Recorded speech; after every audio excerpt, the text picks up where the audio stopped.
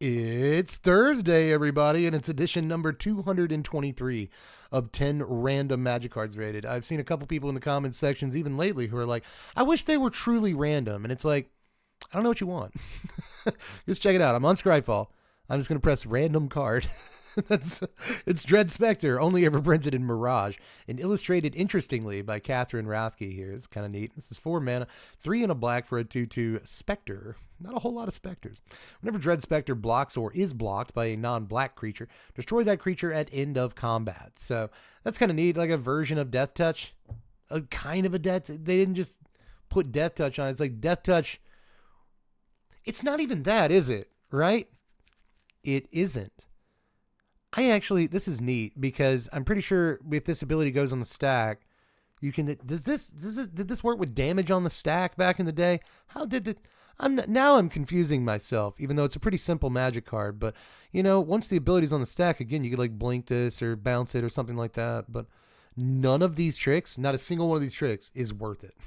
So, I'm going to give Dread Specter like a 9 for the art. I think it's actually a really cool piece, but I'm just going to give it like a 2.5 for the card because this version of Death Touch is really not that much better than Death Touch. And do you want a 4 mana 2/2 Death Touch? You don't want that. You don't want that in your deck. So we'll move on to Lion Sash. We have recently done Lion Sash. It is very good. A white Scavenging Ooze that is also an artifact for reasons. That's awesome. Good card. Myriad Landscape. We have also done. We're just going to get a bunch of stuff we've done. This is also, however, decent magic card, right? An untapped land that can also just cast explosive vegetation. That's gross. That's a good magic card. Samite Healer. This is a bad magic card. This is a bad magic card. This is from the old times, the long ago, the alpha sets and such. 2 mana, 1 and well, actually, is this one of those that wasn't in alpha? Am I right about that? No, it is. It was in alpha. This is 2 mana, 1 and a white for a human cleric. Tap it to prevent the next 1 damage that would be dealt to any target this turn. That's not great. You know, like of all the old abilities that colors used to have, and like they've been shed over time or they've morphed into other abilities over time, this ability is one of the worst. You know what I mean? Like this old ability on a bunch of like white healers that allowed them to prevent a damage here or there, and the really good ones would prevent 2 damage. These are all like god awful, man. Like they're really bad. So I can't give healer more than like a 1.7. This was just never great. And you think it's gonna wreck combat math and make it to where like my creature survived combat. There's done. It's just bad. It's just bad. You just put a better creature in your deck. Problem solving skills 101. Just use a better wrench. Honestly, the Samite Healer is not a good wrench. It just isn't.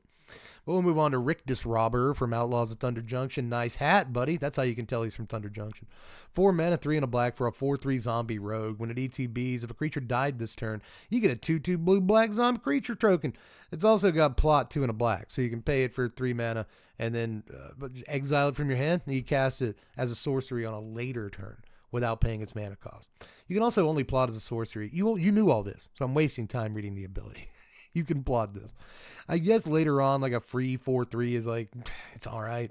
And you can pretty easily force a situation where a creature died, so I guess that's cool too. But at the end of the day, like, again, this is one of those situations, like, you just play a better card. Like, every single time. Dude is kind of neat in like drafty environments, really just Thunder Junction draft. I guess you can engineer a situation where this kind of board presence is sick and you want to plot stuff to get value out of plotting things. There's ways to do it, but ultimately this card's like pretty dumb, so I'm just gonna give it like a 2.6. I like cards that give me a creature though. You know, those are fine.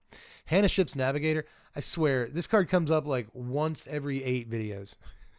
We've definitely done it before, but this is a very, pretty Hannah. Golden Guardian is up next. Not a great artist, though. Golden Guardian is up next. 4 mana for an artifact creature. It's a golem. It's a 4/4 with Defender. You can pay 2 and have Golden Guardian fight another creature you control. When Golden Guardian dies this turn, return it to the battlefield transformed under your control. When it comes in play, it's a Gold Forge Garrison. This is a land that you can tap for 2 mana of any one color. Crazy. Or you can pay 4 and tap it to make a 4/4 colorless golem. This is only $1.25 or so right now, $1.29, Scryfall says. And I still think this card is really stinking good, man. Any deck can play it. Any deck can play it, and it's a removal spell. And once it's, exhausted its function as a removal spell, it becomes a land that just taps for 2 mana. Wild. What? This card's so good, dude. This card, buy Gold Forge Garrison. Can this card not go in basically any commander deck? I mean, again, it's removal. It'll almost always find a target. And even if you're not using it as a removal, like let's say your opponent targets it with a removal spell. Well, if you have 2 mana, just activate it. And then when it dies to the removal that turn, it'll become this thing. This thing's really good, dude. A creature factory that makes beefy dudes and taps for 2. Wild. Absolutely, it's such a good Magic card, man. I'm going to ask the audience here to make sure that like I'm not crazy, or maybe you guys think that it's just a giant stinker and it's a bad card. Boo, bad Magic card. But like actually, I think this card's dumb in the good way, like you want. I'm going to give Golden Guardian like a 6.1. And if you want to reach through the screen, if you want to somehow learn Magic and curse me, I guess you can try that. But otherwise, I don't think there's any way you can stop me. I'm going to give this card a 6.1. Every time I look at it, I'm like super impressed by it. It does so many amazing things. Why is this card not worth more money? So, but I am still asking the audience. I think I rated the card way too quickly after I said ask the audience. I didn't give you enough time to rate it. But I still want to know, like, what's your score on this? This card's like fantastic. I really do, dude. I hope I'm not really stupid, but I guess I'll move on. Yes, I am. But I'll move on to Congregation Gryff, another cowboy card from Outlaws at Thunder Junction. 3 mana, 1 green, white for a 1/4 Hippogriff mount with flying and lifelink. It has saddle 3, and it's kind of like crew. And whenever it attacks while saddled, it gets +X till end of turn, X being the number of mounts you control. So it will always get at least +1/+1 because it itself is a mount. So a 3 mana 2/4 flying lifelink, so long as it saddles. The problem is it saddles for more damage than you're doing, right? So like you have to tap a pretty big guy in order to just get in a couple of lifelink damage. But still, a 1/4 flying lifelink is a decent wall. It's an okay speed bump against like fast decks or whatever. And I just can't really bring myself to hate this. I really can't. But it's parasitic to mount decks, so it's just not going to be great in Commander where you don't have a whole lot of choices as far as that goes. It's not going to be great in Standard either, where I think that the mounts deck, even the mounts deck, this is more of a sideboard card against aggro decks than it is a card that makes the main decks. That deck is very aggressive and streamlined at this point with stuff like District Mascot and, so many good 2-drops now too. So I just don't think that Congregation Gryff even makes the main deck of the deck it's trying to go in constructed formats, but I still think it's a decent Magic card.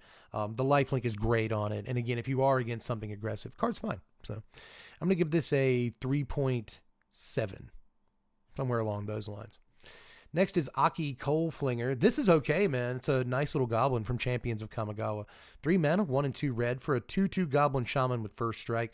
You can pay a red and tap it to have attacking creatures gain first strike until end of turn. Cool thing about this is that you can use it as a bargaining chip because it doesn't, necessarily have to tap to make your attacking creatures gain first strike. So if somebody is involved in an attack step that you are not involved in whatsoever, you can give that attacking player all of their creatures first strike for maybe a benefit down the line. I'm just saying, you use your cards, you leverage them any way you possibly can. But obviously, first strike is a pretty underrated ability, and in a Goblins deck, sure, you can't attack with this the turn that you use its ability, I guess, but you got a pretty big team over there, and first strike, again, even with small dudes, can make this huge difference, especially with just 1 or 2 Anthem effects in play.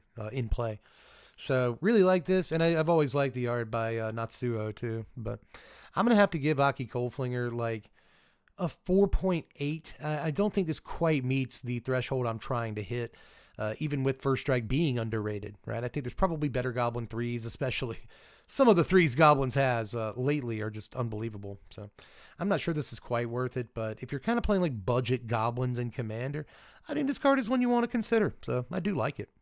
We'll move on to Sibilant Spirit. It's popped up a couple of times over the last few months of this series. It's a card that I've always liked the art on, and I've always thought it was cool and all that, but it's not actually great. It's just not great. Easier to cast Mohammadi Jinn with a downside. So if that tells you anything, yeah, Not great. Branching Evolution is up next. Have we done this card before? I think it's really good. 3 mana, 2 and a green for an enchantment. If one or more +1/+1 counters would be put on a creature you control, twice that many are put on it instead. So not that many +1, straight up twice that many, which you don't see all the time. So technically better in some ways than like a Hardened Scales or whatever, right? But unless I'm getting Hardened Scales wrong, is Hardened Scales twice that many? I don't think so. It's that many +1. Same thing with like Winding Constrictor. It's that many +1. Twice is great, but is it worth 3 mana? Well, I think in Commander it is going to be every single time. And the card actually still has a decent price tag. $268 is the lowest you'll pay for this, but in a lot of cases it's $4 or $5, right? So, I mean, that art is great, by the way. Tomaz, you knocked it out of the park. But one way or the other, yeah, Branching Evolution is probably one of those sort of staple commander cards in very specific decks, but there's a lot of cards that work with +1/+1 counters, and I imagine they all want this. So I'm going to give Branching Evolution a 6.8. It sounds really high, but this is obviously an extremely desirable effect that can go off. Like there's a ridiculous ceiling on this. So yeah, I'll give it a high score. Sounds too high, but I don't think so. Next is Fossil Find from Shadowmoor and Shadowmoor only. This is a Gruul hybrid for a sorcery.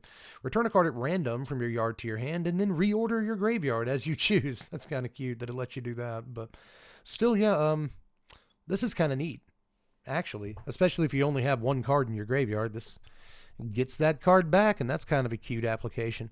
But ultimately, the random is going to ruin some things on this. But I imagine almost no matter what you get back, it's going to be something you want because you put the card in your deck to begin with. It's a card you probably played at some point in the game, right? So, and then it died and you want it back. So, I don't know. 1 mana for this? It could be better than it looks. But I will still just give this like a 3.6 and leave it at that. Although, I don't know. This strikes me as one of those, like, ironically enough, I guess it's not ironic. I guess it's bang on in terms of how appropriate it is. It's a find. This strikes me as a find. Let me know how you feel about it in the comments. I don't know. This doesn't seem that bad. But we'll move on to Ashen Monstrosity from Betrayers of Kamigawa, and only Betrayers of Kamigawa.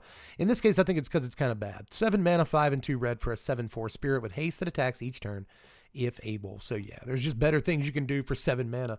But this is a freaky dude. I'll say that much. And, 7 mana for a 7-power haste, dude. Okay.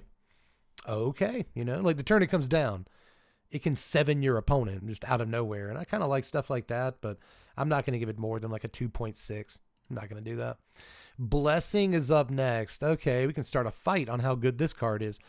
This is 2 white mana for an aura that enchants a creature. And it gives it kind of a version of white fire breathing, right? You pay a single white mana, the creature gets +1/+1. The card does not look like it says that. Right? Oh, you get to 4th edition and they worded it a little bit better. Target creature blessing enchants gets +1/+1 till end of turn for a single white mana.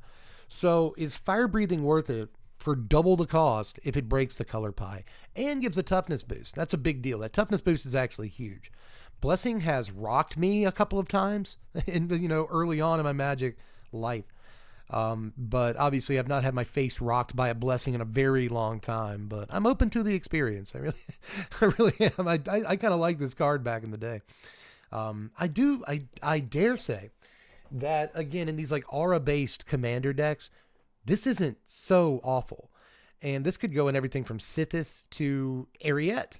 I've been kind of working on Ariete lately, and I actually don't think this is the worst card in the world for Ariete. I really don't. So, maybe there's something there. There definitely was back in the day, but I do think we probably moved on from Blessing, and auras in general had to be very good to be good at all. And I don't think Blessing quite hits that mark either, but I do have a special place in my heart for it, and I haven't given out an honorary 5 this video, so I think I'm doing it. I think I'm bound to it. Honorary 5 for Blessing. I have too many sort of nostalgic memories of this card hitting the table. It's better than it might appear, too, I gotta say. Fire breathing is all right when they have, like a white knight and you are playing like exclusively black cards. So you already can't kill the white knight.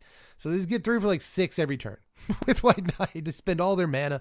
And I've been on the receiving end of that experience and it's not fun, but it seems powerful while it's happening. Next up though is Chrome Prowler from Phyrexia Albo. 3 mana, 2 and a blue for a 3/2 Phyrexian cat. It's also an artifact creature. It has flash, and when it ETBs, tap a guy. All right, tap a guy an opponent controls specifically. Okay, so drafty, right? Pretty drafty dude, but I'll take a flash guy, and this could wreak havoc in combat, right? Come down, tap a dude before they swing in, and once they do swing in, block a guy and trade with it. There's nothing wrong with that tempo wise, but ultimately I can't really swing more than like a 3 on this. I don't think it's great, but cool little card and draft.